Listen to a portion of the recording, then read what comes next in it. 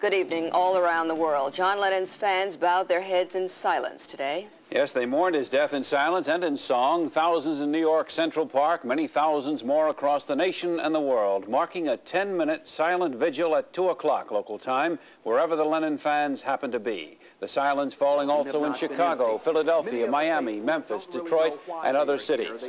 A report now on the Central Park observance from John Lennon. The silence was almost total here in Central Park this afternoon, except for the sound of the helicopters circling above. Every human being, maybe as many as 200,000 who had gathered here to pay silent tribute to John Lennon, did exactly that. There was not even the sound of a dog barking or a baby crying, which frankly was in evidence just before the tribute began.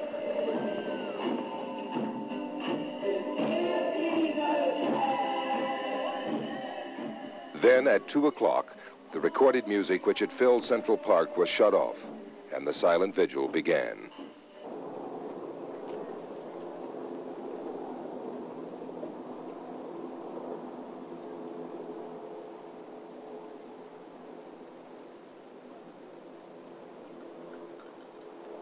The silent vigil, the prayers for John Lennon's soul, as requested by his widow Yoko Ono, ended after 10 minutes, as did simultaneous tributes around the world.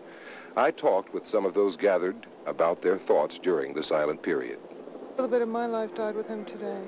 I prayed for his soul, as Yoko asked.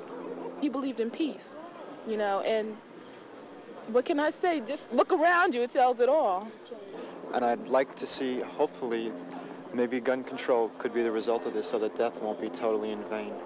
I was also more curious about little ones really knowing who John Lennon was, how much of his impact from the 60s went back like to 8-year-olds and, you know, 9-year-olds, if they still knew who he was. At the silent period, I thought if he were here, he'd be happy, you know.